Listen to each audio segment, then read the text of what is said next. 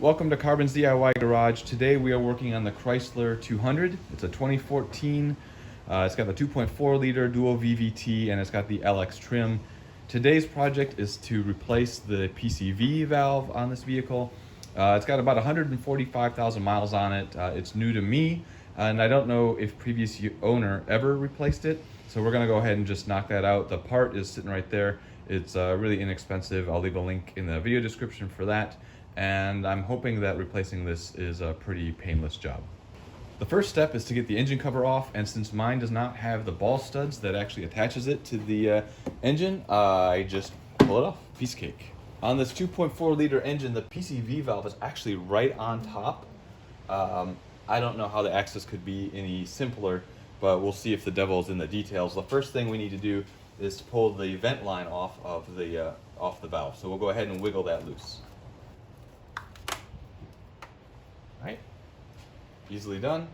So the PCV valve is just threaded into place. I think it's probably a 1-inch open-ended wrench that you need. I don't have one that big, so I'm just going to use an adjustable wrench.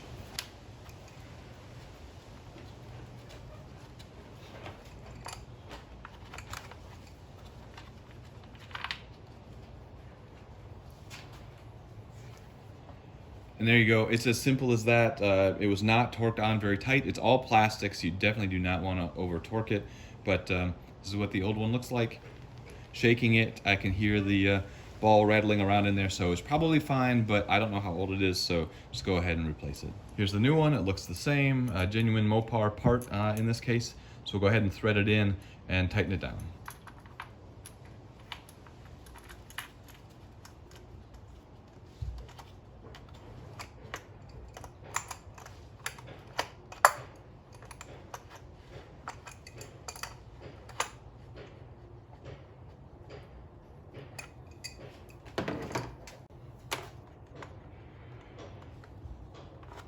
And that is it, my friends. Again, don't over torque it. You don't want to break it. You don't want to break the intake. Put the hose back over it and you're done. Simple project.